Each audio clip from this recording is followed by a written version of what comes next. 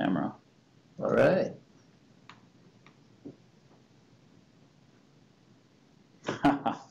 Pretty us, look at that. Yeah. You can still see it here.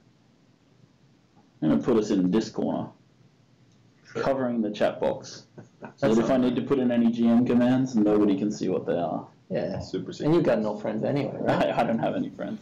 Being such an asshole that you are. People knocking my clothing taste? Look! Anarchy Online, baby! Keeping it real! Unbelievable. That shirt just isn't old school enough. Though. No, probably not. You're not pushing play, that's why you can't see the stream. Ooh. Alright. So I'm assuming we're on live. Everyone knows we're here. Hi, welcome. I'm assuming. Okay, you can just because I don't want to hear myself. Perfect. That's great. So yeah, my name is Joel Bylos. I'm the game director for The Secret World. Joining me on this live stream today is Øystein Eftevaag. Thank you. The lead coder, and this is Davide Tabaccodo. Hello. And he is our art producer. Also known as the Italian stallion. The Italian stallion, as he's known among the ladies in the office. Yeah. Not just the ladies. Well, come on, please. Well, exactly. All right, so yeah, I mean, everyone's been a few topsy-turvy and exciting weeks for The Secret World, so we've been doing a lot of stuff back and forth. Lots of stuff that I put out this week, lots of interviews and conversations and stuff like that, so it's very exciting to be able to sort of show you guys a couple of the things that we've been talking about. Well, actually, we'll be showing you one of the things we've been talking about because we're playing in Egypt today, and I'll be showing you guys the Reticule mode. So I think we'll start getting to that, and while I'm sort of while I'm doing this, I want to let you guys know that this is like what we consider this to be a beta feature at this point. It's something that we're adding to the game to give people a little more, a little more oomph in combat if that's what they're into, allowing people to play the game a bit more the way that they would like to play it. We had a lot of requests for this in beta, a huge amount of requests. Sounds like we have a distortion problem on the Distortion microphones. problem? Yeah. Okay. Can you try to turn off the music from the game? Turn off. And That's louder. Yeah. Mute. Is that better, guys? you still get staticky? Better? Clearer? Nice. Alright. Alright. So yeah, we're going to show off the reticle targeting mode. This is an optional targeting mode that we are putting into the game. It was one of the things that everyone requested in beta. We wanted to sort of add this to the game and let you guys see what we have been working on, and it's mostly Øystein's feature because he's the guy who did all the work getting this in his spare time. So yeah, you can thank Øystein for this. So I'm just going to go ahead and get the time right. Or you can talk a little bit about why you wanted to put in reticle targeting mode, because it was a part of the original design for the game. No, I mean, like way back, I don't remember exactly when, but it was a long time ago, we experimented with a lot of different control modes for The Secret World before we sort of settled on, what we launched with. Reticle mode was one of them, and it's a mode that a lot of us really, really liked and really enjoyed, because it gives the game a lot more of an action-y feel. Unfortunately, it will turn out to be very hard to sort of combine with the RPG system, that you have the 7 abilities, and it just wasn't accessible enough, because, not having the cursor means that you can't really click on the shortcut bar, which a lot of people do. So, at the end we had to sort of go a bit more traditional, but since we all kind of love the reticle mode, and, a lot of people in the beta were requesting it, figured, okay, why not just put it back in as an optional thing and see what people think. Alright, so I'm going to put it on in a second, just doing a bit of normal combat, so we've got something as a basis for comparison. So, the camera can zoom a little bit in normal combat, yet you tend to have the top down. I tend to put it a little more isometric so I get a better view of my character. I'm using shotgun assault rifles today, by the way, and I'm band 10 in Egypt, which means that I'm more powerful than most of the mobs, which is fine. So if I die, it'll be very noobish, but that's fine. I'm quite noobish sometimes. So yeah, and I'm gonna, after I've beaten this guy, I'm gonna jump into the... I love this. They're asking to turn down a little bit more the sound. Oh, I guess they can still hear the game sound? Yeah, the game sound. Right, let me just pump it down a bit for you guys. Ooh, the master volume is high. What about there? Is that better, or is it still too loud? It's a sweet spot. I guess we'll see. 3 is the sweet spot? I guess people, yeah. Sometimes 4 is better. Sometimes 4 is better, if you know what I mean. Alright, so I'm going to jump into reticle targeting mode. So bear with me that this is like not how it will work exactly in the game, because we have to run a script to set the camera to the right distance at the moment. So we use the camera range script. That'll put us to an over-the-shoulder mode view, which means that we can set you'll be able to zoom in and out. And when you hit T, it loads up the reticle. Okay, and then this is basically the view mode. You can zoom in and out of the reticle, zoom in and out with that to set the distance from your character that you like. It gives you gets you a little closer to the action.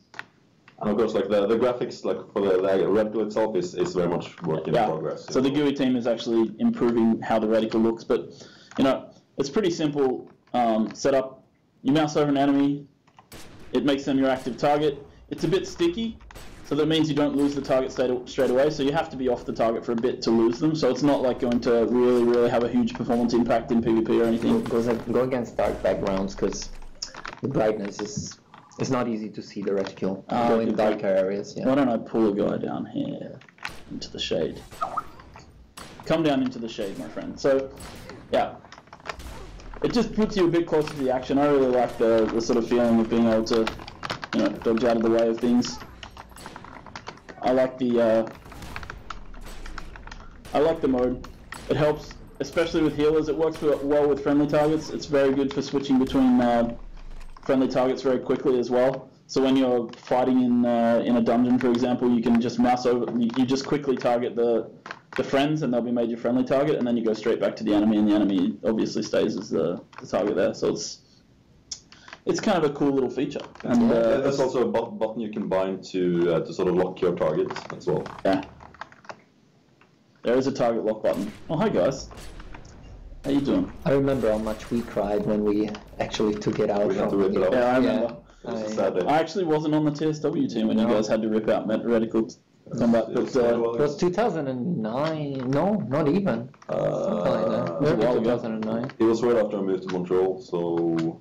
Okay, then... Oh yeah, I forgot to mention that today we're coming to you from Montreal. Yes. I'm visiting the team over here, and we're getting things in shape going forward. Had some exciting meetings this week. Some of the plans that I've been talking about in my State of the Game stuff as well. Yep. And I'll talk a little more about, like, for example, PvP and some of the changes we're making. Yeah, so as you can see, I'm switching easily between friendly targets here. It just, for healers, this will be great, especially when there's large groups of people and they need to be very precise in their targeting.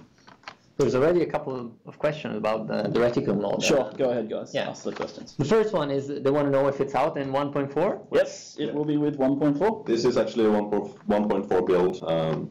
Yes, obviously not the final one, but we're playing an early 1.4 build. Yeah.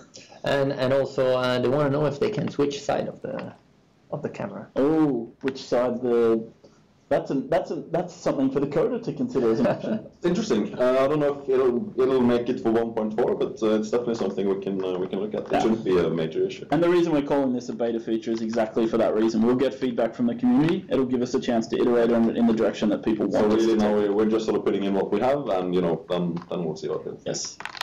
So yeah, cool. I'm sure somebody has a nicer left side than the right one. So. Probably. Where's my active dodge? That's what I'm wondering. Let's go see where that's mapped. Alright, and so T switches you in and out of the targeting mode, by the way. So, if you ever find yourself in a position where you need to use the animal wheel and you're in targeting mode, you just pump T and you're back in normal mouse mode. It's very similar to the way it works in, say, Terra has I think they use Alt to toggle. And PlanetSide 2 also has a toggle like that. And I think it's also Alt. So, yeah. I chose T because T is, very close to my fingers. And it's for targets. Yes, T is for targets. And of course, when you map F as your use key, which I do, it makes all interactions right at your fingertips, which is very useful. So that's cool. All right, I'm just going to go and check the double tap because I'm trying to figure out where my my thing is. Do we have any more? We got a couple more ones already. One of them is if they can change the color or the shape of the reticle. We might provide more options for that going forward, but we don't actually have that.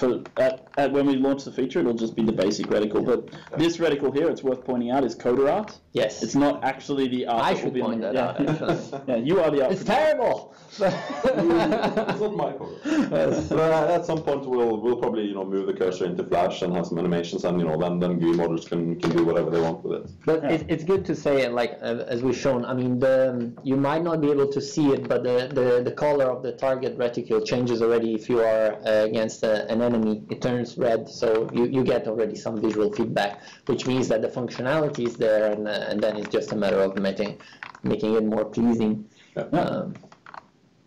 Yeah, and then obviously, like when you go into reticle targeting mode, it will switch the camera back to center. I have to do that manually right now when I go in and out because of the fact that it's only just being implemented fully. So I have to switch manually. But as a player, when you push T, basically it'll switch you into the reticle targeting mode immediately. But you still have control over the zoom of the camera. You can control the zoom. You can set it as close or as far away as you want. So, and the interesting thing is, if you do like to play in first-person mode, you can zoom all the way in, and you'll see right now, if I zoom further in, it actually moves across and puts it dead center. Yeah. So this is now it is now the center of my screen where the reticle is. So yeah, you can play in this mode. It would require a little more work for us to do things like actually showing your weapon in this mode. And yeah, stuff exactly. Like that. That's what I want to say. Don't expect that. Because I don't think we'll go, full FPS mode. Are you saying the art team is freaking out right now? Just as Liza's did, because we would have to remake all the weapons in iRes. So, that's true. But yeah. Oh, the weapons look awesome. I mean, anyway, look on the back there. That's but I mean, exactly. And you want to still look at the clothes, right? So. Yeah. I'm not going to prefer to sort of see the right over the shoulder. I think the over the shoulder combat works better in TSW anyway, and especially in third person shooter mode. I think it feels great, but it feels really nice. I think like it's just like I say, it's completely optional. It got made a bit of a bigger deal than I wanted it to be when it was sort of announced. I remember we kind of had that conversation last time where we were like, oh, this is being called something bigger than we really wanted it to be. It was just an extra feature that I wanted to announce because it wasn't really being talked about for 1.4, and I think it's really cool to have it. Yeah. Well, I think some people will definitely appreciate it. Yep. Yeah. And you can use it. I mean, it's always there, so you can use it if you want to do an exploration or whatever. You don't need to have the weapon equipped or anything. Oh, special guest of the day. Yay! I mentioned we're in Montreal. Here comes the Montreal CEO. This is Miguel. Miguel, say hello to everybody. How are you? So Miguel is like a massive Secret World fan. How much have you played? What? How far are you in the game now? How many hours? I finished the end of the story. It took me a bit more than 200 hours. But I played over $700 on the beta, so I'm the most expensive QA in FunCom. That's nice. So you're saying you get paid slightly more than QA? That's not very fair. Shocking information. That's. We're just showing up the reticle. We're showing off our reticle combat. Now Miguel plays the game with a PlayStation 3 controller. Yep. He has a third-party program that he uses. What's the program you use? Motion Enjoy. Okay. Very, very easy to use, and because Secret World 7 active abilities, it makes it perfect. So to play it. Yeah, so you're playing with PlayStation controller, and you're looking for a Cabal to help you run nightmares at this point, I believe. So you have to tell people your character name so they can add you and invite you to their Cabal, Miguel. So you've got more friends to play nightmares with. Yeah, I'm looking forward to actually see how the Reticule gameplay will work with my PlayStation controller, because now it plays like a first-person shooter with my PS3 controller. Yeah. So with the Reticule, it's probably going to be even more interesting. Yeah, it should be fun. They're asking to show how it works with the ground-targeted spells. Yeah, let me do that. So there's a couple of tricks, and this actually is a good time for people to learn a few of these tricks if they don't actually know them. Because, some of them are intentional and some of them are completely unintentional, but they worked out that way, and I like that. You know what I'm going to say, don't you, Øystein? I'm worried. Alright, so when you're in reticle targeting mode and you hit a normal ground target effect, you get the target on the ground. So you can put it where you want it. It works like this. That's fine. All well and good. That's pretty straightforward, and you guys have probably seen that before from us. What we also do what is also interesting is that we have the ability, you can, if you push control and push the ground targeted spell, I'll just wait for my ground targeted spell cooldown to go away, number 7. So if you push control 7, I wouldn't recommend mapping it to 7 because it's such a reach. As long as it's targeted, it will center the AoE, the ground targeted spell, on the target. And the other thing, and this is the unintentional part, if you push control shift, it actually locks that mode. So that if you when it resets, I'll be able to just push 7, and I won't have to hold control down. It'll automatically set to the mode that I can cast it automatically on a target. So yeah, I'm not holding control. It's just completely unintentional. So that was completely unintentional. That's the best part of it. It works out really well. So it's not a bug; it's a feature. It's a feature. That's right. It's actually great if you play with a controller, and that's the feature that I use the most. Yeah. So it's I don't know. Fun fact. Oh, fun fact time. Yeah. So when we removed the reticle mode originally, there was one thing we forgot to remove, and that was the actual key binding. It didn't do anything. But you can launch TSW right now on live, and you see there's enable target mode key binding, which isn't mapped to anything. That's actually the reticle. That's the old reticle. Like it doesn't do anything on live right now, but you know the key binding is there. In a few weeks it will. Yes. In just a few weeks. So you can prepare the key. You can prepare the key binding. Yeah, exactly. That is true. You save precious seconds. All right. So so here we are in Egypt, wonderful Egypt, and Davide you've had a long and storied history at FunCom, having worked on almost every playfield in the game, in some capacity. Yes. Moving from like normal producer to art producer, and associate producer, and designer and so forth. Yeah. Can you talk a little bit about your time on Egypt and how it's developed? Yeah, I mean, I think it's been quite a ride, because I did even some content back in the day here, so that was fun. Not much of that is left, actually. I think Egypt has a very special place in our hearts, especially Egypt 1, because we. A lot of us, when joining FunCom, we had a great experience as players playing Conan and seeing what they did with Stygia and those locations, and we faced the challenge where we wanted to capture some of that feeling, but also have a pizza has come. Yes, thank you. Sorry. But also have a very modern setting to it. From a technical perspective, the biggest challenge was actually the city, because there's a lot of assets and Al-Maraya, and it's sitting in the middle of the playfield, which means that you can see it pretty much from everywhere. So that was something. I think one of the things that I love about this playfield is that really rewarding exploration-wise. Daniel, that worked on this for a long time, he's made all sorts of little little caves and little hidden spaces. And I mean, I remember like after a year and a half on this, I was still like discovering places that I had never seen before. Exactly. So I think that content-wise, there's still also a lot of potential of areas that haven't been used a lot, especially in the areas around the borders. Is there anything that the guys out there would like to know more about this playfield in particular? They also said they want to see melee with the reticle target. So what I'm going to do is use the build manager and save my build. So yeah, I call this ranged build. Great. Oh, that was well typed. Anyway, random. If the gear manager doesn't work when I try to load it back up, this guy here, we'll yell at him. We're on it. We have more fixes to the gear manager coming. I think how many bugs have we had on it since launch? 200? Probably, at least. So we keep fixing it, and we keep finding new bugs with Yeah, it. exactly. The fine thing is that they're always different. Yeah, they're not the same bug every time, but they look the same. So it's We're getting there. There's less and less. which is great. Less and less is good. I'll settle for that. All right, I'm going to put a blade build on my character, the most basic blade build we can have, and show you guys how it works. I think like blades being a bit more. Blades is a bit more AOE oriented, whereas hammer is a bit more cone oriented. So hammer probably has a slightly better feeling with the reticle, but hammer is always the better. This is a hammer tank we got here. So yeah, it'll be interesting to see. But yeah, we'll get it in there and see how we go. I have Nothing beats eruption. Eruption for the win, yeah. I don't know, I'm sure people would disagree with me, but I'm sure there's people out there who actually have builds that don't need eruption. Alright. I should put it in melee camera mode. That's also one of the options. I don't remember what that looks like. Oh yeah? It's very high above the character. It's very sort of, yeah. Alright, let's go. Oh no, I forgot.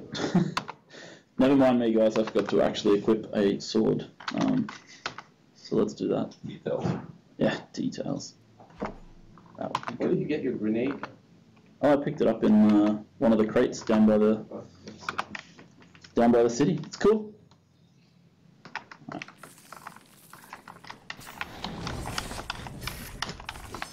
So you're still in Reticule mode now? Yeah, I'm in Reticule mode now. Yeah.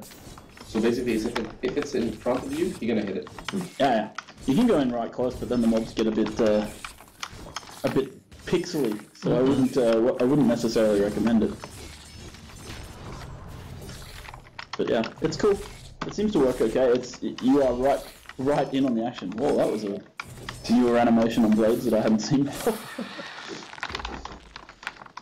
Oh yes, the new animation system. I'm sure there's questions about that. So let's take a couple more questions. Yeah, sure. Around. I'll just keep fighting. You really want to hear the questions? Yeah, you asked me. I'm gonna read them for you. Okay, they're asking about what's the status on UI customization, if it's on the radar or not, and to what degree. You mean in terms of like allowing modders, or in terms of like us doing further customization of the UI? That's a bit of a strangely framed question. Yeah, specifically, in this case they're asking, I would like to try healing, but currently it's not as fun as tank or DPS because I have to look a lot to the left watching the health bars, so I guess it's a relocking of the health UI, this sort of stuff. You can display teammates' health bars above their heads.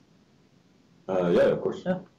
So I'm still not entirely sure. So we're also doing a lot of like GUI overhauls for the upcoming raid. So yeah, there'll be improvements. There's people who've been asking on the forums about the raid frame bug. That's actually, I believe we have a fix for that in 4. Yeah. So yeah, we're fixing a lot of those sort of minor things. Guys, I saw that there were some posts on the forums where people were like, oh, it's great that Joel's talking about all these new features, but what about bug fixing? I mean, that goes without saying. We're always fixing bugs. We have, our customer service team provides us with a list of the top 10 bugs in the game every day. And you guys provide us with a lot of that. And you guys provide us with tons of feedback on the forums. And I mean, one of the things that I've been talking about with the developers since I've been here this week is actually getting more presence on the forums from devs. And so the guys are really excited because they've been a bit nervous about going in and saying things, but now people are excited to get on and talk to you guys more. Speaking of which, you can join me on Twitter at @next_Nova. I just set it up. I'm a total noob, but basically I will start Twitter like small fixes, small annoyances that we're focusing on, and also it's a very good way for me to get some visual feedback. Like I don't know, this week we just fixed the Templar male uniforms and several assault rifles that were unequipping in the wrong way. Very little things, but I know you guys care for all those little things, and we do as well, as artists. I found that one of the things that was really interesting today was that Davide was telling me there's how many unused PvP uniforms was there? Something like 70? Yes. 70 uniforms that we made for the PvP playfield that should display on your character based on your faction rank when you go into PvP, and they haven't been set up basically via the script, so they haven't been showing in the game for you in PvP. And kind of I didn't know about it, and I guess it kind of just slipped under the radar. So now we're going to fix that, and you guys will actually have very different visualizations based on the choice you make, like between healer, DPS, or tank. And then also it'll be based on your faction rank. So there's something like 70 different uniform variations. Combinations. But there's just a lot of things that that we have, as you know, and unfortunately some are already out thanks to some clever 3D program that shows pre-renders. But yeah, there's a ton of stuff that we got ready. It's just a matter of tying it in nicely with stuff that we want to do. Yeah, exactly. I really like that move. They're asking if we can zoom a little bit out. Yeah, of course. So that you can, of course. They want to see the chainsaw. Well, you can see it here. Lollipop chainsaw. Yeah.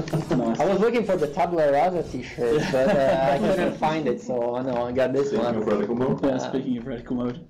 Now the chainsaw is coming along very well, and we've been reviewing the animations that have been coming in.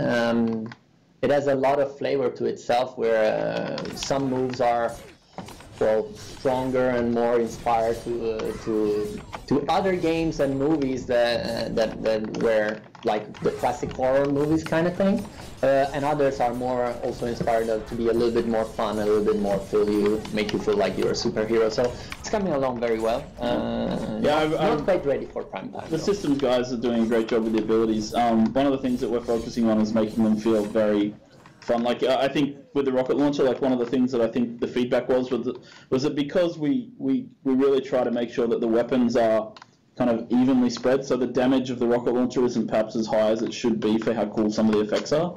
So one of the things we're thinking about doing is increasing the cooldown on like big red button, but making it do 10 times the damage, so that it's that one really big damage hit. Instead of like actually, you fire it off every We need to time. change the effects then in a complete nuke. Well, we already have it. We already have it. Bigger. The frame rate needs to drop and the server shut down. In the last dungeon elite that I did, all 5 of us at the end, at the last boss, when we started the last fight, we all shot in the same time, our big red button. Nice. I mean, my whole screen was on fire. It's good. Shutting down players since 1987. That's what we do. It's like the scorched earth nukes, if you remember those. Yeah, exactly. All right. So what else? Do we have some more questions? Tough ones. Yeah. This is just lightweight. I'm just warming up. Will you be adding a hotbar for potion, grenades and such that can be key mapped? Okay. So yeah, for reticle mode, we have a list of improvements, and one of the things that one of the tasks that exists in our task pipeline is actually making, it's basically being able to assign hotkeys to inventory items.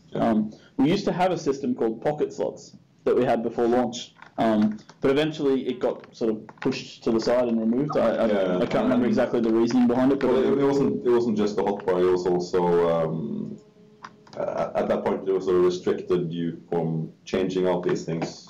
So you could only use stuff while it was on your pocket bar. Right, yeah, that's right. It was So it kind of meant that you couldn't use all your potions in a fight, for example. Right.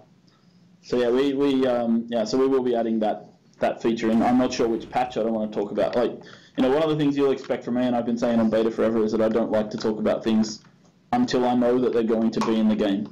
Yes. And so that's one of the things that I won't give you a date on, but I promise you it will be in the game eventually. So maybe we shouldn't talk about Cabal customization, which is one of the questions. well, actually, Cabal customization we've made some steps on. I don't know when we've scheduled it before though, but it's one of the things that we have a design on allowing people to create custom ranks, assigning privileges, things like that, improving the customization of Cabals. In the game, and we have some designs on it from it's not on 1.4. No, I mean it's not for issue 4. Yeah, 1.4 is our internal. Probably was 5 or anything like. But yeah, but it's definitely on the list. It's on the list of things, and yeah, we have Cabal improvements, and one of the things I've been doing while I'm in Montreal now is actually the team is getting we've been making a feature list as well, improvements to the game, new features that we'd like to see in the game, and then prioritizing them. And we've been using the forums as a basis as well. So we've been gathering your feedback, putting it all together, sort of trying to sort of come up with a list of features that we think will improve the game and give people, what they want from the game without changing the vision of the game, of course. And that's one of the main things. Even in your state of the game, I mean, like Cabal faction, it's super important from us. Like little trivia, memory lane moment here as well. Like probably you guys don't know, but like internally, our teams up until a year from launch, where each team had the name of a faction or an organization, and I mean it was pretty brutal. Like people wouldn't want to talk like, oh, you're the Illuminati team, oh, you're the Templar team. It's like, no, but serious, like, no, for us we take. You make us sound like such professionals, Davide. I mean, you know what I'm saying. I know. And I think it's very, very important for us working keep working on this. Exactly. And so. No, and especially like one of the things that I've been talking about with the guys is making sure that factions are tied more strongly with the Cabal. So the Cabal system in our game, we made a choice to have Cabals be faction locked. And we do want to stick with that, but what we want to do is create a stronger sense of identity with your faction. By being in a Cabal, you are a Dragon Cabal, and or an Illuminati Cabal, or a Templar Cabal, and we really, really want to reinforce the faction strength. And that's part of ties back into one of the things I mentioned in the state of the game, which is the faction conflict. And that gives me it's kind of one of the things that we really want to build upon is the faction conflict. I feel like it's one of the weakest pillars of the game right now. It's one of the pillars where we have the PvP, but that's not all faction conflict should be. And I think we need to sort of work a little more on that. But that gives me it gives me a good segue into PvP, because I know people were asking a little bit about what some of the things that we're planning for PvP, especially Fusang revamps and so forth. So I'll give you guys a little bit of information about that. So one of the first and biggest changes we're making is we're removing the weekly updating of rewards from the PvP. You won't be getting them every week, and not everybody in the faction will be getting them. What instead will be happening is that every 3 minutes there'll be a check run, and depending on how many bases you own in Fusang, you will be rewarded. So it's a matter of holding bases, defending bases, and keeping the bases as best you can. So we're really trying to sort of reinforce this sort of defense part of Fusang. And in addition to that, I'm really trying to sort of we really want to make sure that like the factions, you feel like you can go there, and if you're 3 people in your faction and there's like 27 Templars, you don't feel like it's the only thing you can do. So we have this new mission called the Underdog mission, which we're adding to Fusang. And with the Underdog mission, you'll be able to actually create. You'll be able to actually awaken an automaton, and or not an automaton. I guess they're called guardians in Fusang, or custodians. I can't remember the exact name, but you'll be able to awaken a custodian, your own private custodian, that will walk a path, and you'll be able to use it to beat down the doors to one of the facilities. So it gives the underdog faction, the faction that's the weakest, the ability to sort of come back and make a difference in the area. And it'll hopefully push people more into hotspots and create, more spread out fighting within Fusang, and hopefully, give people a reason to get back into PvP and defend the areas. There's a question. I was just seeing that there's a pretty big Cabal. The gentleman was saying that his Cabal cover all 3 factions, a bit like what his Cabal was doing in WoW as well. Okay. What's going to happen to this if Cabals are faction specific? Well, they've always been faction specific, so there's not. It's not like he can create a Cabal in our game that has all 3 factions in it already. So I mean, if he has a Cabal that has members in all 3 factions, like that sort of have their own forums and stuff outside of the game, that's fine. It'll be the same way it always has been for them. Okay. It's not going to change their experience significantly to what it is today. Did we announce anything about the cross-server Fusang, or what our plans are there? No, we're discussing that. It's a little bit more. Jeez, watch my own landmine. I love this. Is one of my favorite missions in the game, I have to say. Just leading dudes over landmines until they explode. It's fantastic. Okay. Oh. Oops. Yeah, there was a landmine. Oh. Okay, that was some fail. Jeez, I'm failing pretty hard here today. I'm sorry about that. That's just me. I died so many times. Yeah. Sabotage missions aren't for everyone. They're for the highly skilled, Øystein. It's not coders. Don't tell them more skills. So what was the last question? Now I'm forgetting. Cross-server. Oh, cross-server Fusang. Yeah, it's something we're talking about. It's a population thing. Yes. We want to try and do a few things to the rule set, and then it's like a process. You don't fix Fusang in one patch. You make changes and you tweak and you identify what people liked and what they didn't like, and then you keep increasing. And cross-server Fusang is on the list, but it's further down the road, and that's based on how well or poorly some of our newer mechanics go. Yep. And the other thing they're asking is a faction change for a fee. Yeah, that's interesting. It's possible. We haven't really discussed it yet, I'll say. What was the question, sorry? Can we change people's faction if they buy a faction change in the shop, for example? It would have to be on a lockdown so that you couldn't do it more than once every 2 or 3 weeks, because then we'd have like people switching PvP and. It's also actually quite complicated because of the quest history, which would have to be switched out. I mean, of course it's possible in theory, but yeah, we would have to look at it. Yeah, that's definitely not something we've discussed yet. Yeah, but we can put on the list of things to discuss.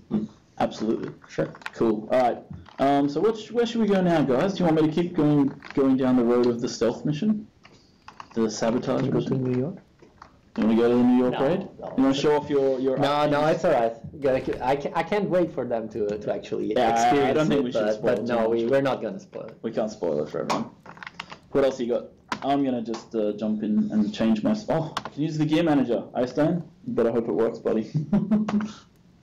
I will commit seppuku on the spot.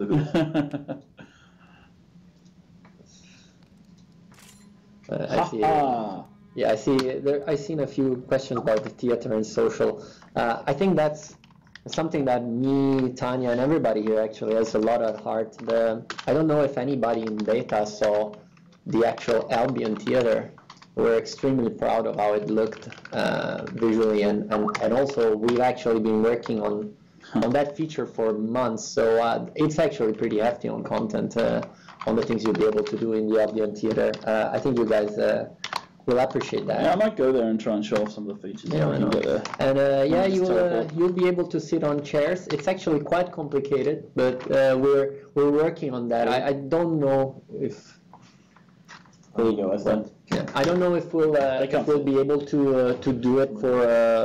I'm not sure it's for 1.4, but Tanya and us, we were talking about it. The thing is, we have so many chairs and stools, and we need to basically be able to retro fix them so that you can actually snap correctly at the right height and not intersect. So it might be that it will be initially a limited selection of chairs and things like that, but we're working on that. We are. We are. Øystein's just going to figure out what the GM command is because he doesn't actually know. And I need to teleport to the Albion Theatre. Yeah. I'm just gonna go to the theater, guys. We're gonna show the theater. We're not gonna show New York, even though it's very tempting. I mean, it's always tempting when you've got a live audience to show off as much as you possibly can. We're both, like anyone who works in the game is a naturally born show off. Well, I can tell you it rocks. I played it last week for like 4 or 5 hours. Yeah. It works. It's the raid test last week. Yes. Yeah, we did another one today. But I was in a management meeting with the CEO, so I wasn't able to go and try out the raid today. So it was, but yeah, apparently it was pretty good, and we'll be putting it on Test Live as soon as we're comfortable with it being out there for people to test. Yeah. Speaking of which, actually, that's good. Reminds me. Yes. Speaking of Test Live, Very important. very important. You're gonna get goodies. So very important for them. Oh yeah, we're gonna give out goodies. Yeah. Are you guys making a T-shirt? The bug hunter thing. Yeah, we have a bug hunter outfit which you can get by helping us out on Test Live. And we'll what we're going to do is we're going to start having killer dev days on Test Live again, which we used to do before launch. And it's for testing new functionality of the PvP area, Fusang. So we'd love to get guys in. Look for the dates closer to when we're actually ready to do them, because obviously we're not quite ready yet. But we will start announcing on the forums that we're going to do a killer dev day. And that means we'll probably have 50 or so devs in in Fusang, on one of the factions, and we'll be little I lambs. have 2 surprises. Oh no, 2 surprises! Yeah. Oh, this is why we love you. Thank you. And the most important one? Beer? No, you. All right, and guys, this is Scott. This is Scott. He's the producer for the Secret World. He's my right-hand man, or if you want. You're my right hand. I'm his right hand man. That's right. Either way. Hello, everybody. So Scott is the producer, and yeah, he's. How long have you been on Secret World as the producer? It's several years now. For 2 years for the Montreal. 2 years, yeah. So we've been working together for a while, and Scott kind of makes sure that we don't get too far out of line, and he also brings us beer when the time is right. I'm the bad guy. Cheers. So we're all ready to teleport. Yep.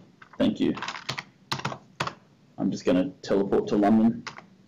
Don't worry about our crazy GM logs that appear on screen and so forth. That's just us being awesome. Secret cheat menu. Secret cheat menu. Developer cheat menu. Yeah, and you can get it by. It still be in the shop for a few $100. Yeah. Yes, $200. yes. Is there any more questions that we can answer? Let's see. Can you explain the puzzle raid concept again? Sure. Puzzle raids will require 10 people. I'm trying to make the puzzles as random as possible and that you can repeat them and get a different experience each time. At least, you know, to a certain limit of parameters because we can't make them infinitely repeatable. But yeah, there'll be a certain amount of randomization in the puzzles, so they won't always be the same. You get 10 people together. The first of the puzzle raids, you know, guys, I know that a lot of people have reached rank 13 in their faction, and they're waiting to hear what Data Vault access acquisition entails. Well, the first puzzle raid is all about that. It's all about finding out what the Data Vault is, where it is, and every faction will have a unique version of that. And yeah, the first puzzle raid is really about it's gathering 10 people. You'll be doing different things. So like the example I gave in the state of the game was that you might answer 10. You might have to have people positioned beside every red phone booth in London, and a phone call will come, and you all have to answer the phone within 10 seconds of each other. And every single one of you will get a separate piece of a phrase, and you'll have to figure out what that phrase means and where it's leading you next. And then you might have to do 10, and the location could be anywhere, it could be somewhere in the world, and the place that it leads you will be like, you might have to, you know, stand in 10 different spots and do different emotes that are part of solving the puzzle. So there'll be a lot of this sort of stuff in the puzzle raids. And in the first case, these will lead you to the Data Vault, and then from then on you will always take these at the Data Vault. So it's a pretty exciting feature. I'm pretty excited about what we can do with it. The first 3 we're aiming for in the next few months in one of the updates. I haven't quite nailed down which update yet because I don't want to overpromise. But coming soon and very exciting for us. What else did you have? I got a few. I got one that I can probably answer. Is there a plan to add non-claw fist weapons? They might as well be called claws rather than fists. Well, it's obviously a possibility. The thing is that the animations are very specific, so we would have to, like in the beginning we talked about, but a lot of them are really this sort. So it kind of would feel weird because you're then not having contact with the mob. It's definitely something we can look about again, but yeah, not sure. Not in the short term right now. And then the next question is, they want to know what are the base requirements to be able to fight the raid. 10 purple, 10 blue, 10 purple, 10.4 purple. Thoughts on that? We're going to balance it. Obviously, it's going to be harder than Nightmares just because 10 people are going to be there, so you're hurting 10 cats instead of just 5. The equipment requirement is going to be 10.1 quality level. So if you're able to do Polaris or get through a few bosses of the Polaris, that's where we're going to aim the equipment requirements for. Can you go ask Tanya what the mechanics are a little bit harder. TPN is? Yeah. Okay, that's cool. So yeah, so a little bit harder than the Nightmare. The mechanics are, I mean, there's 10 people, so the complexity, I know you're laughing because you're not too successful at Nightmares. No, I'm not. Don't cry. And the raid is, I remember the first time we tried, and the first attack killed all 10 people. Yeah. That's called balance. That's fine. You always launch with an unbalanced. We're not supposed to be where we were. Okay, we got 2 more. One brings me again back to memory lane. Is asking, would it be possible to set an aggro system for where you're killing mobs and some idiot runs from one side and trains you and gets you 30 ads? That brings me back to my days when I was playing Anarchy Online in the Temple of Three Winds, where it was just a fucking huge corridor. You begin, and then you see choop choop in chat, and people will slaughter you. The thing in Text W is, the only time mobs will attack you is if you hit them. So you must be using AoEs when people train you, because mobs you're not on their hate list until you attack them, or you heal the person who's running away from them. Yeah. So like you can't really get trained. Like we have mechanics that actively avoid that unless you actually actively attack the mobs. So like someone can bring 50 mobs to stand next to you, and if you don't attack them, then they won't do anything. So yeah, I'm just gonna announce. So don't play the hero, basically. Yeah. Just be a selfish bastard, like Joel. Well, no. I always play the hero. The difference is that I'm good and I win. Oh, So when someone Yeah, well, yeah, that's why GM works for the best. All right. Really? No, it was start. Start. Yes. So we're doing GM magic and we're Yes. trying to figure out the proper GM magic. No, without the front one. Start space Albion Theater. Really? Is that all it is? Wow. Yeah. I gotta learn to type. I'm sorry, guys. You'll have to excuse my lack of exciting stuff happening on the screen because I'm a terrible, terrible live streamer. I'm no Total Biscuit. And you're a bad person. What? What? What? When did that happen? Here we go. All right. So we're in Albion Theatre. I just paid to rent the stage, so now I get teleported onto the stage. You can see the backdrop here. Which currency could you pay? You pay with packs. Ooh, Magical packs. Something more to use your packs on, guys. Alright, and backstage here, I get to pick up the Stage Manager tablets. Now, of course, guys, this is a work in progress. I don't want people to get all worried about how it looks and, you know, the fact that this uses the base computer interface. But anyway, I'm going to jump off the stage now. I'm going to show you guys how a Stage Manager does their job, which is kind of cool. So, jumping out. Yes, I'm going to leave the stage. You cannot jump onto the stage unless you Show a rent little it. bit the location as Yeah, I'll well, show the because you can location. make out on the sofas. It's very nice. Yeah, this is a nice place for erotic roleplay, if that's what you're into. And so this is the Albion Theatre. It's a very classy theatre. You might recognise the backdrop as being very, very Kingsmithy. Yes. That's the lighthouse. Yeah. So I'll jump in. I'll grab my Albion Theatre controls. I might start by setting the lighting. Oh, let's just do this here. So I think we should have a center spotlight. So let's do that. All right, I can start the left spotlight, turn the one off at any point. You can change the ambience of the stage. So that's apparently warm ambience. There you go. Cool ambience. Turn on the house lights, turn down the house lights, turn on a police strobe. That's what we're into, and we'll continue to expand on the options. Of course, these are just some of the early options. Have things like effects. Oh, actually, you know what? I better go and put the lights back up so that we can actually see what we're doing here. So let's put the warm ambience on. I think. Mm-hmm. There we go. Yeah. All right. So then, in addition to that, I'll start messing with the effects. So we can, for example, put on a light rain, and I don't know if you can actually see that. Give me a second. There you go. You can see the light rain there. Light rain falling. Make it a heavy rain. So you can have different effects on the stage. You can make it snow. I don't think I just did that, did I? No. What am I doing here? Yeah. That's Wind snow? and leaves. Yeah, it looks a little. No, oh, there you had the snow. Yeah, there's the snow. All right. So it snows, and you'll see that the texture on the stage actually changes to become snow-covered, which is very cool.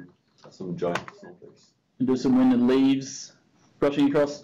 So I mean, it gives you a bit of a tool to like sort of roleplay with the different effects and stuff like that. It's really. Let's not spoil it all, but Yeah, there's yeah. more stuff. Yeah, and you can set up backdrops, and you can close the front curtains, and you can do all these sort of things. So that's a little hint of the Albion Theatre. And as I said, like, you know, unless you've rented the stage, you can't get up there except by you can get up there by talking to the person in the front if you own it. If you don't own it, you can't jump up. Nobody can really spoil your performances. Yeah. We set it up so that only you can rent the stage, and only people who you are in your group or have been invited to your group can join. Yeah. And yep, What about sound effect? Can you? Is there sound features?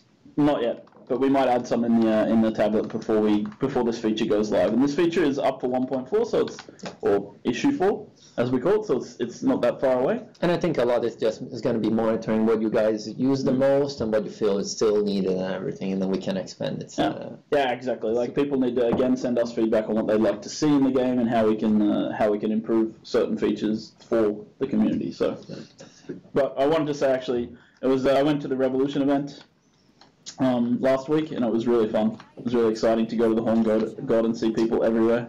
300 or 400 people. It's the first time I've been to a nightclub in like 20 years, because and even though it was a virtual nightclub, it was very cool. Yeah. Do we have a current limit of players you can invite? They're asking if 5 or 10 or how many. To the actual theatre? Yeah. No, I think you can have as many as you want in the theatre. I think it's the maybe not for us. there's a cap of like maybe 100. Yeah, but it's not just 5. It's not. But you can only have, I think, a group come up onto the stage. Yes. I think it's Yes. like a group cap to be on the stage.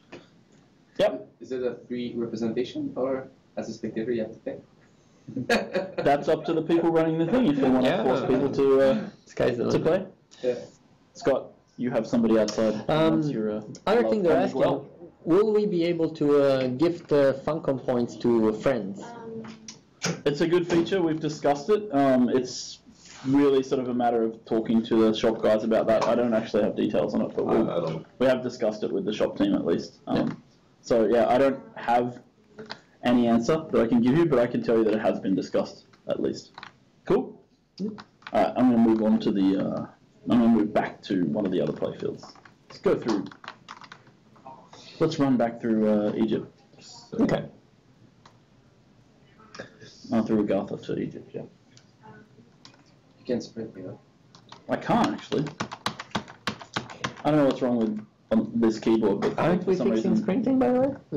Yes. Oh yeah, this is a That's cool. very this is- important, right? That's a cool quality of life feature we have. It's fixed. Nice. Now, when you Finally. die, when you're in death state, you will be able to run at the maximum sprint speed. Quality of life fixes like that, we always like talk about them, and then sometimes we forget to do them, but we eventually got this one in. So you'll be able to actually run at the maximum at the maximum sprint speed when you're in death state. So it'll and yeah, I talked a little bit about fast travel system. We're still working on that, but we'll get the fast travel system into the game soon. And then people who use /reset and nudity to travel will find themselves out of a job. They'll have to if you try to use /reset, you'll be charged regardless. But that's not coming in for this first patch, so you'll be safe for a little while longer.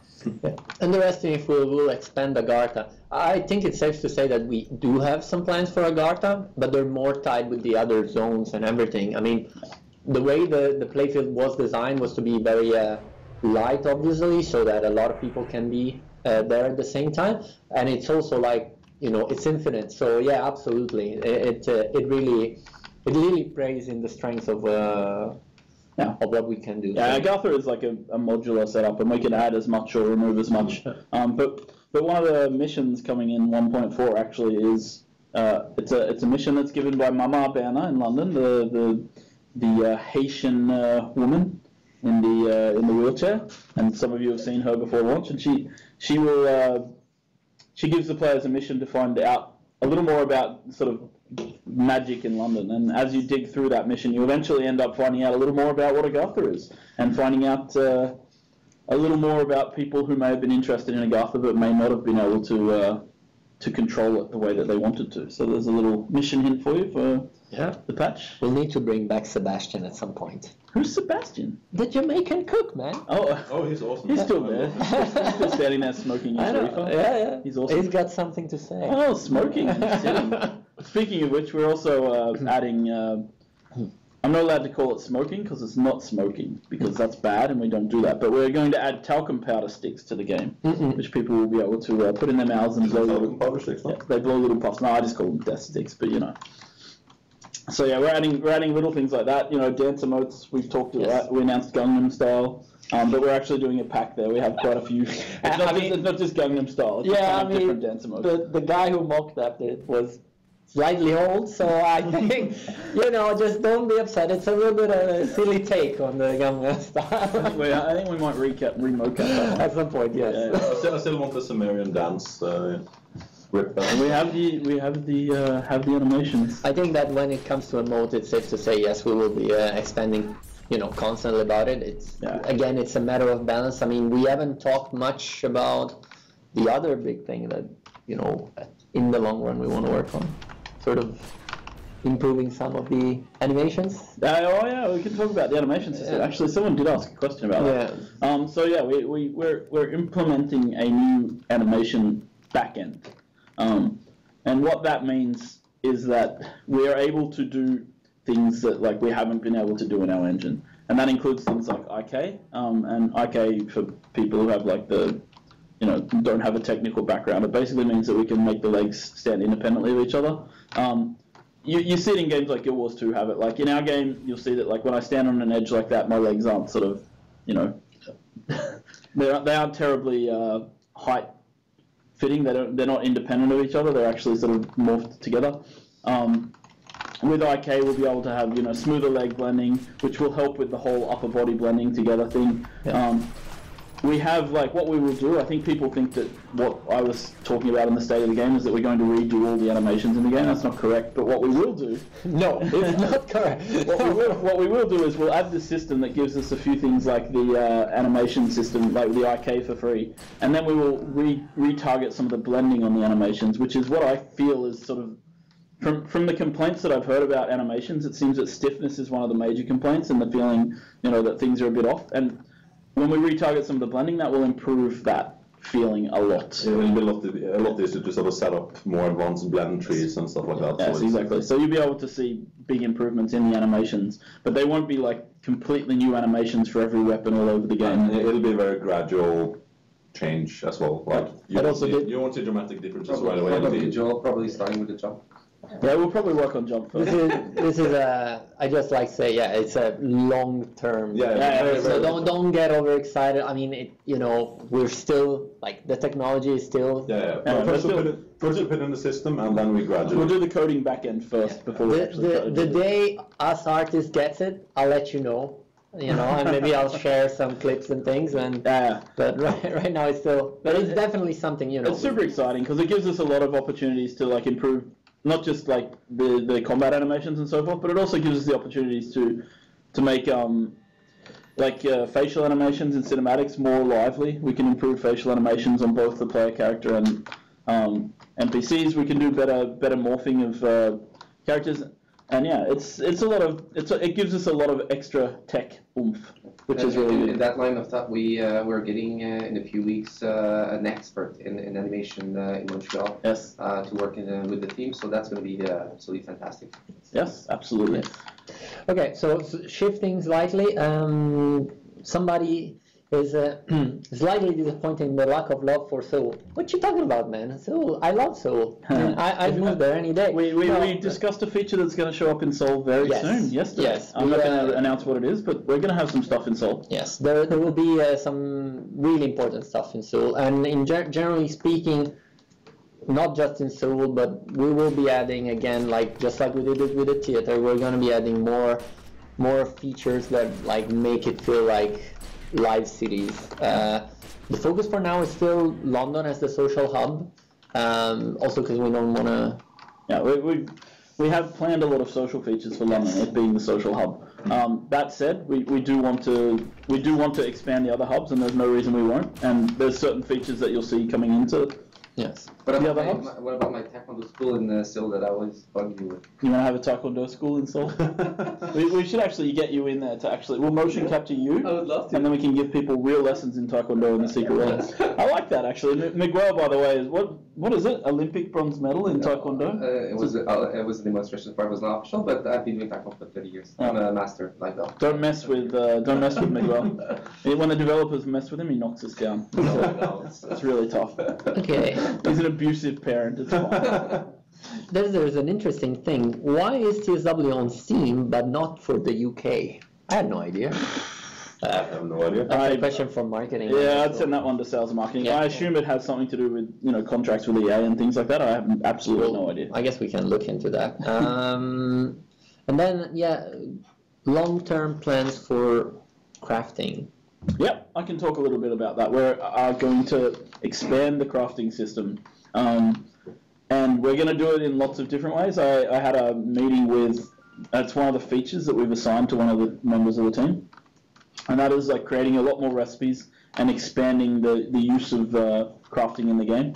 And so we've been talking about it quite a bit with the team, and I'm waiting to get the designs back from those guys. Basically, it's in the pipeline.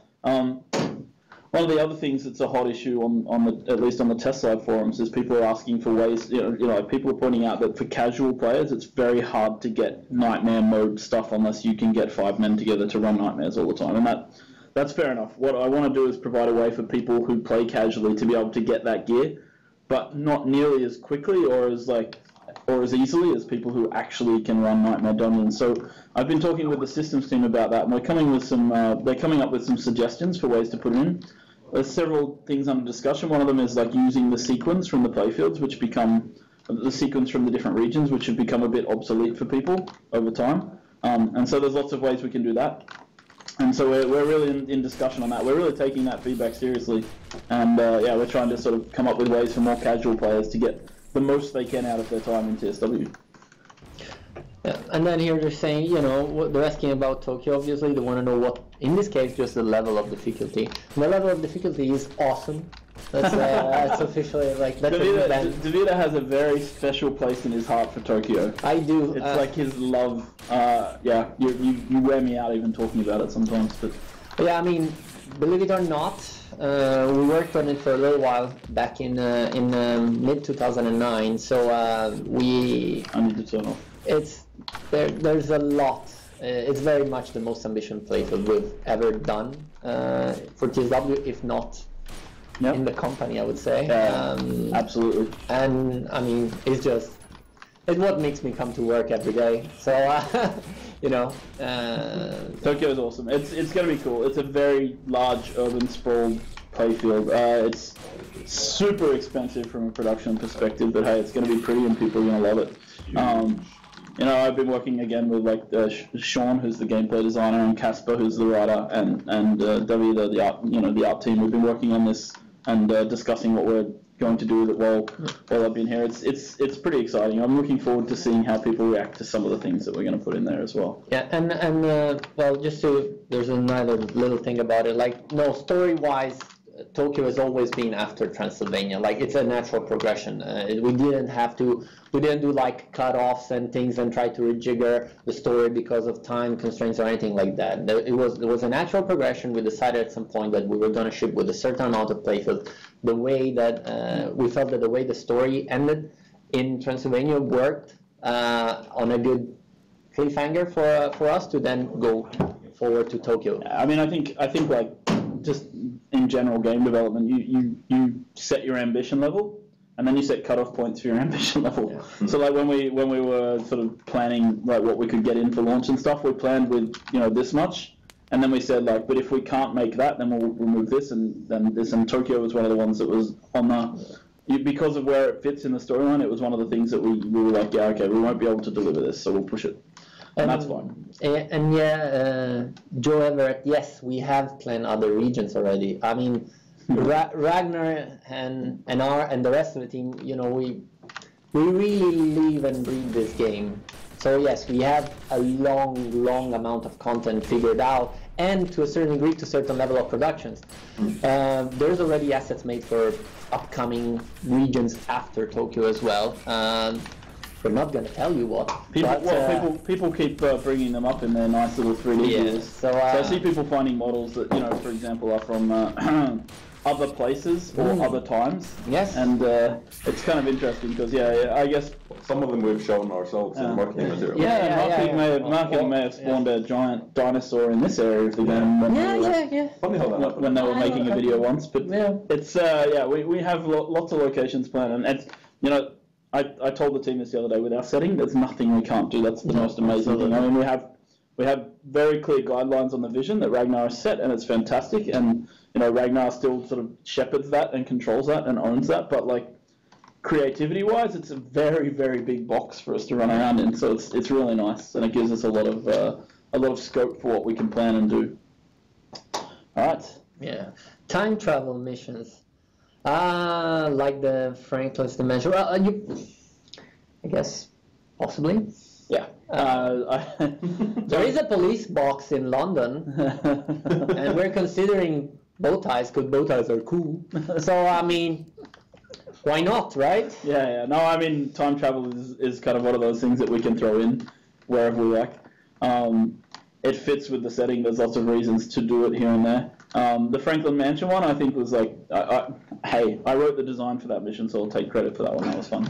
But the whole idea there was that we had the ghosts, and I really wanted to tell the story of how those ghosts that haunt the mansion came to be, and also give the player a chance to have some sort of interaction with them and like sort of understand the past of the ghosts in that house, because even in the Halloween mission, which is coming up, you'll have more interaction with that house as a part of the mission. So it's the Franklin Mansion is an important location in the game. Yes. There's one of our players that's saying, "You guys are my hero."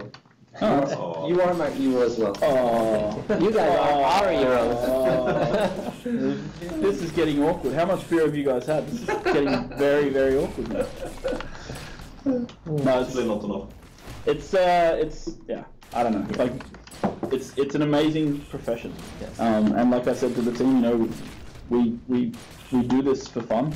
We love our jobs. So I mean, it's great that you guys enable us to do this. And you know, it would help us if you sell a few million more copies to your friends. But Yeah, why not? Yeah. You guys want to buy? Don't be greedy. Come on.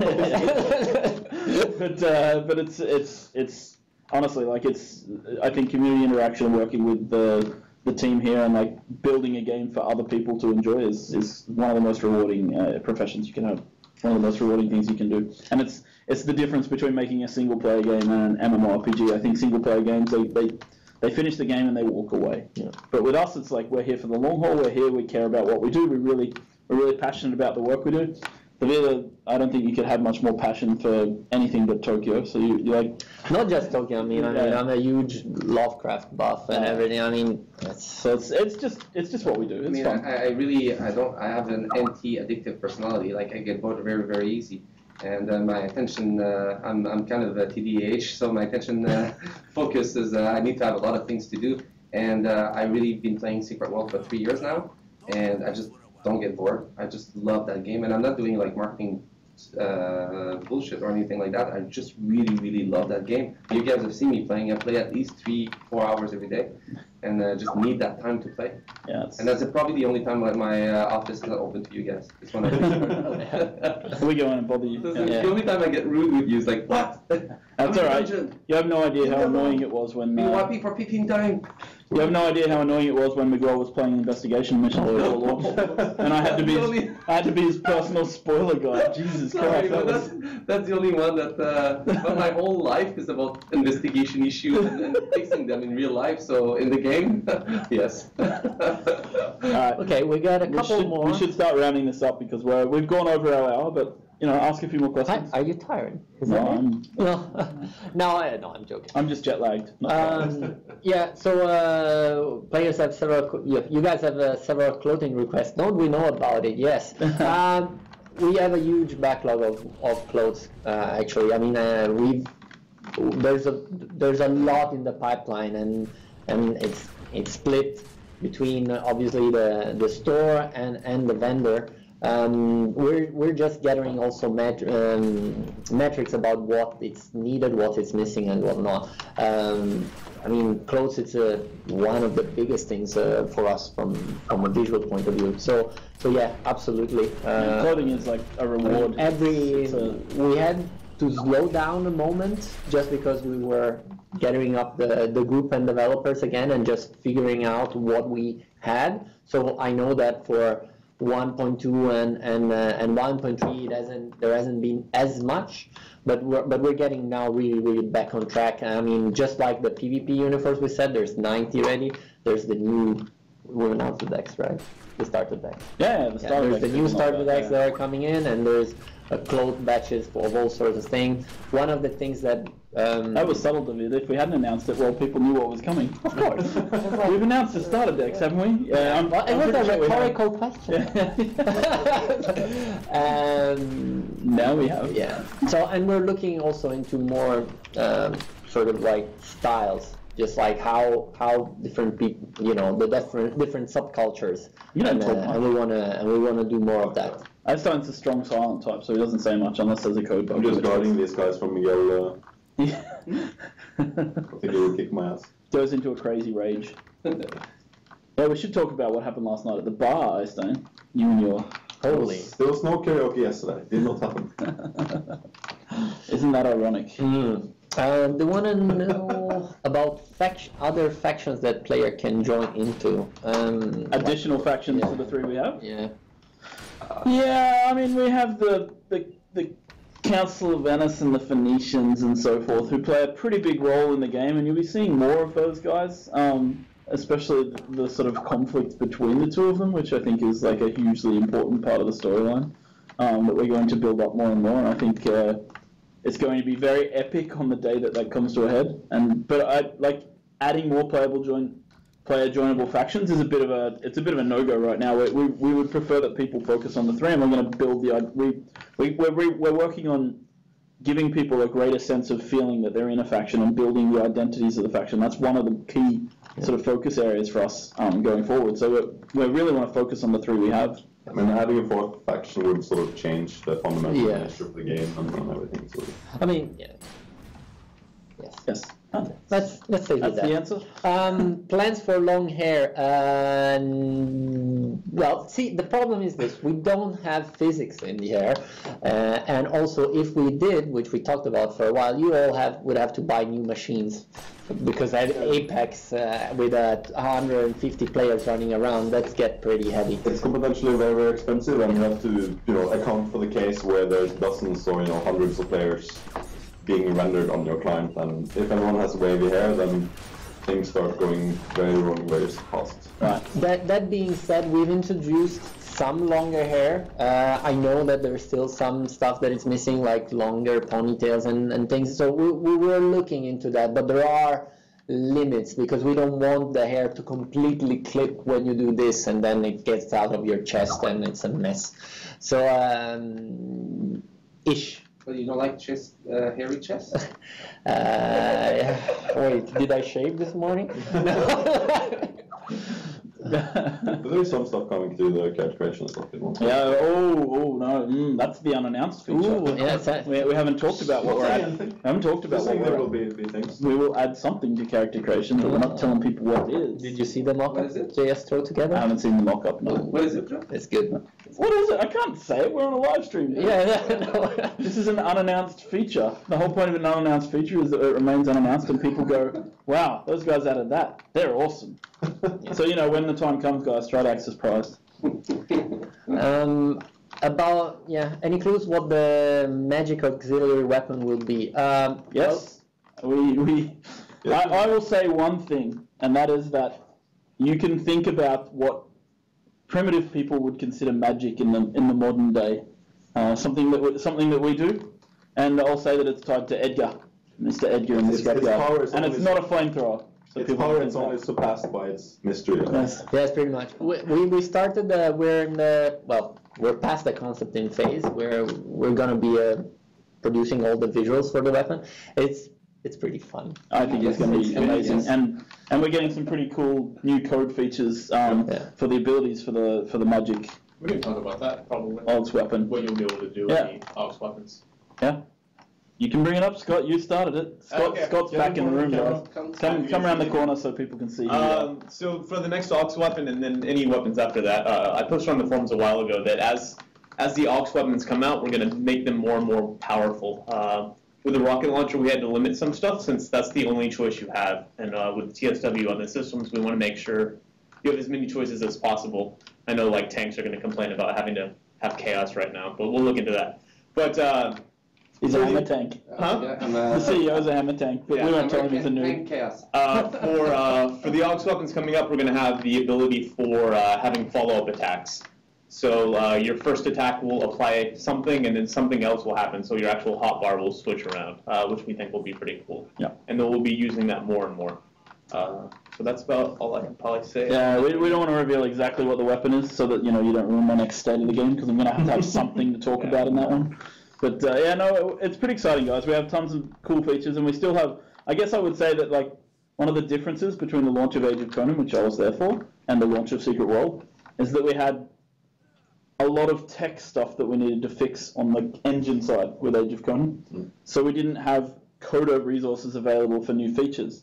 With the Secret World, we have coders available who are able to give us cool new features, as long as we write decent designs for them. Yeah. So it's really helpful, and it means that you'll see really exciting features coming into the game going forward. I mean, as a part of our monthly updates, we aim to release features as well. And it's kind of, it's part of the fun of this project. I really like being able to, request features. Yeah, and a lot of them you will not even know that there are features. Dresses, for instance. You would think that we would be able to do dresses. You would think dresses would be easy, but they're not easy dresses. But you'll get them. I mean, of course, we still have lots of bugs to fix, and there's recurring issues with the game manager and the chat that we but they aren't resource intensive to fix; they're just time intensive. So it takes a while, but it's not like it requires the whole core team to sort of focus on these things. So we have spare resources to make some new cool stuff. Spare awesome resources. Yes. That's all I have to say about that. There's one thing that I'd really like to tell you guys as well. Like I've read several times people that ask themselves why some NPCs are changing the looks and their faces and everything. There's a very simple reason for that actually, and is that Aldini packs a punch and he likes to sleep around. So serious? Yeah, that's go Aldini. Yeah, go Aldini, go. I mean, have you seen the nurses? No, I've seen what he did to Madame Roger. She used to be hot. Yeah, well, I hear that they started seeing each other a little bit, so I wouldn't be surprised if she changes. Nice. Yes. No, but we had to make a huge amount of NPCs in a very short time, and we are committed to improving the quality. That's the reason why some of the NPCs will change and their appearances slightly. That's it. Okay. Well, we say it's a living and breathing world. So. We say it's a living, breathing world, and plastic surgery is a part of it. Yes. All right. Well, I think that we're going to wrap this up now. Is there any final huge questions that you see there, Davide, that I have to answer? Burning questions of the soul that that people have, or should we just say goodbye and say that next time I'm passing on? Oh crap! I'm in the AOE storm of infinite hell. Yeah, I think the last one thing, but I don't know if we can really talk about it. It's cabal housing and player housing. Yeah. Let's not talk about it. Yes, let's not talk about it until we have some more concrete plans for that. Yes. Because I can say that we've definitely talked about it. We have people assigned to writing designs for it, but it doesn't mean that it's going to come in anytime soon, and it could be very expensive. You're talking about it, no? So yeah, lip sealed. And I died just in time to leave. As a parting word, I would just tell all the players to be kind to any tank hammer chaos that wants to do nightmare. Just also your name so somebody else. No, I won't say my name, but he doesn't want to say his name because he'll suddenly have 1 million friends. Cool. But thank you very much, guys, for tuning in. I hope we've given people some put people's minds at ease and given them a good look at how the Reticule combat system, which is coming in issue 4, looks. We've talked a little bit more about PvP changes to Fusang, some of the new stuff that's coming in over the coming months, and it's very much appreciated that you guys take the time out of your day to sit in and listen to us waffle on for an hour. So thank you very much. The next live stream will be happening soonish. We'll announce dates closer to the day, and I actually won't be involved in that one. I'm gonna pass it off to some of the developers over here to do more of the live streaming. The next one that I'm figuring out is one of the dungeon designers and one of the PvP designers. So you'll be able to hammer them with questions about both dungeons and PvP, and maybe we'll throw in a systems designer as well, just to spread the heat a little. Yes. All right, cool. Then, talking about Excel sheets. Yeah, very, very interesting. Cool. All right, thanks very much, guys, and have a very, very good weekend. Yes. Enjoy the game. Yeah, enjoy the game. See you guys. Bye.